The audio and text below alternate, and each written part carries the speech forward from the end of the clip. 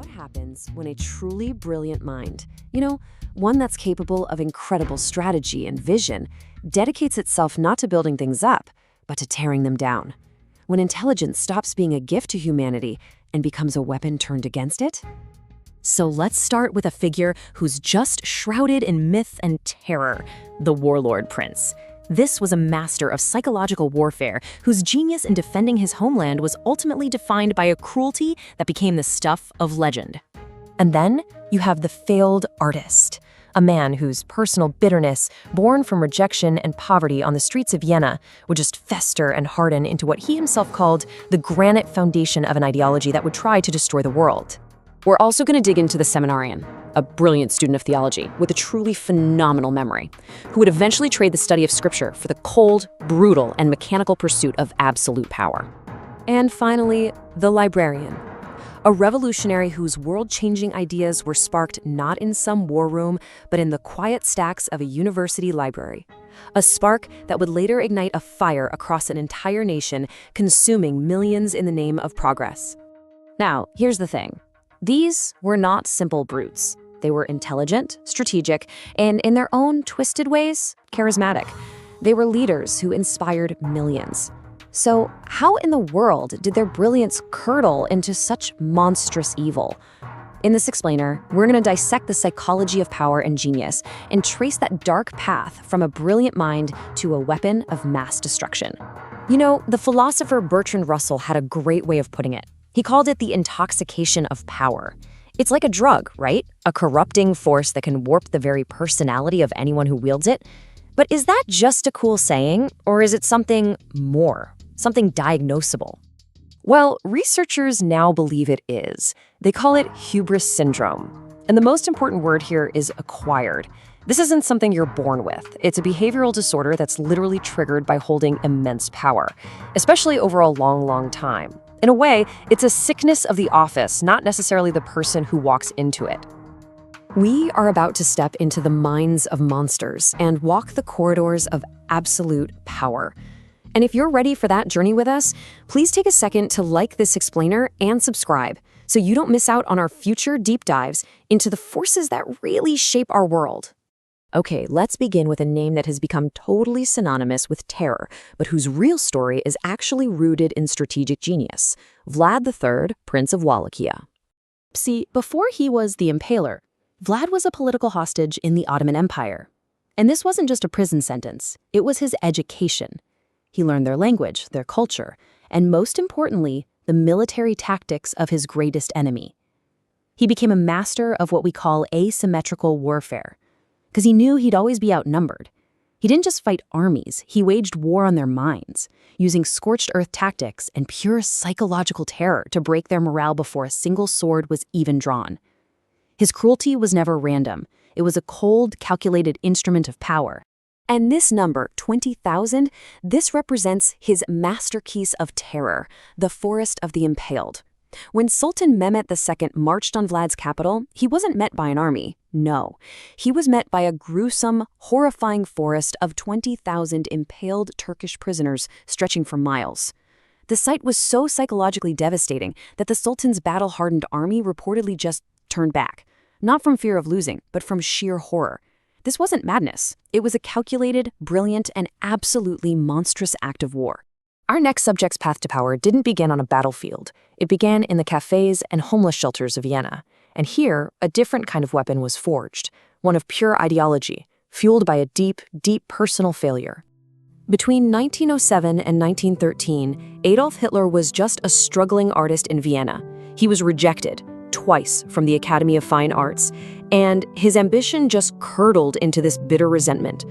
By 1909, he was homeless, living in hostels, and just devouring all the anti-Semitic pamphlets and newspapers that were everywhere in the city back then. He called this period his school of life. His personal failure to become a great artist was projected outward, becoming a hatred for the entire world he felt had rejected him. When he finally left Vienna, his artistic dreams were dead, but a monstrous ideology had taken their place. And here is the catastrophic cost. The bitterness of one failed artist, forged on the streets of Vienna, provided the ideological fuel for the systematic murder of over 6 million European Jews and plunged the entire globe into war. The connection between the inner world of a single leader and the fate of millions has rarely been so terrifyingly clear. So here's the crucial question I want to put to you. Vienna was a hotbed of anti-Semitism at the time. So was Hitler just a product of this environment, a kind of vessel for ideas that were already floating around? Or was there something uniquely monstrous inside him that seized on those ideas with such a singular, devastating focus? Let us know what you think down in the comments. All right, now we turn to a leader who was a chilling paradox, the disciplined mind of a priest combined with the brutal instincts of a street thug. Before he was Stalin, the Man of Steel, he was Ioseb Zvagashvili, one of the top students at the Tiflis Theological Seminary. His teachers all noted his incredible memory and a sharp, subtle mind. He was deep into scripture, history, philosophy, but at the exact same time, he was being pulled into revolutionary circles. He left the seminary to become a master of the political underworld, organizing strikes, passing out illegal pamphlets, and robbing banks to fund the Bolshevik cause. He had this unique combination of sophisticated thought and a complete and total lack of moral restraint. And this mix of intellect and brutality, it resulted in a reign of terror that was just terrifyingly systematic. The Great Purge wasn't just murder. It was the calculated elimination of any potential rival. The Gulag system wasn't just prison. It was an economic engine built on the souls of 18 million people. And the Holodomor wasn't just a famine. It was a man-made catastrophe, a policy decision that intentionally starved millions in Ukraine. This was the work of a brilliant, disciplined, and utterly psychopathic mind. Our final case study begins somewhere you might not expect, a place of quiet thought, the library. This is where a young man's voracious reading habit would plant the seeds of a violent, nationwide revolution. While he was working as a librarian at Peking University, Mao Zedong just devoured Marxist texts and revolutionary theory. He cooked up these grand, sweeping visions for transforming China. The Great Leap Forward was supposed to launch China into an industrial paradise practically overnight. The Cultural Revolution was meant to purge old ideas and create a whole new society. But the reality of these intellectual visions was a complete nightmare. The Great Leap Forward led to the worst famine in human history, killing an estimated 45 million people. The Cultural Revolution became a campaign of terror against intellectuals, with Mao himself boasting about burying 46,000 scholars alive. And this quote from the man himself, it really reveals the core of his philosophy. For all his intellectualism, Mao understood a very brutal truth. As he famously said, political power grows out of the barrel of a gun. The ideas that were born in a library would be imposed on hundreds of millions of people through sheer unforgiving force. So, Vlad, Hitler, Stalin, Mao. 4 brilliant minds, 4 absolutely catastrophic legacies. What is the common thread here? Well, let's go back to our diagnosis, the sickness of power itself. The pattern we've seen again and again is totally consistent with hubris syndrome. It's an acquired condition, a fundamental change in personality brought on by immense, unchecked power held over many years. The leader becomes consumed by their own grandiose vision, they lose touch with reality, they show nothing but contempt for criticism, and they develop this unshakable belief in their own judgment. They start to see people not as human beings, but as pawns for their grand designs. And it gets even deeper. Psychologists find that the individuals who are most susceptible to this kind of power sickness often show traits from what they call the dark triad. First, there's narcissism, this belief in their own specialness and a desperate need for admiration. Second, Machiavellianism, a real talent for manipulation and a cynical view of other people as just pieces to be moved around. And third, psychopathy, that chilling, profound lack of empathy and remorse. These traits don't just help them get power, they make them uniquely vulnerable to its most corrupting effects.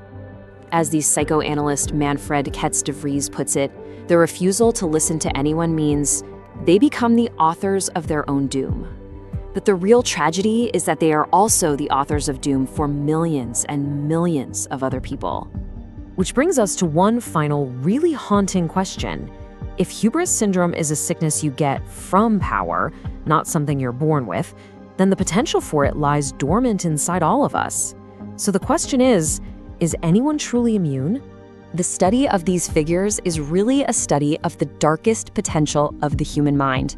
If this analysis gave you something to think about, please share your thoughts in the comments, like this explainer, and subscribe for more content that really goes beneath the surface of history.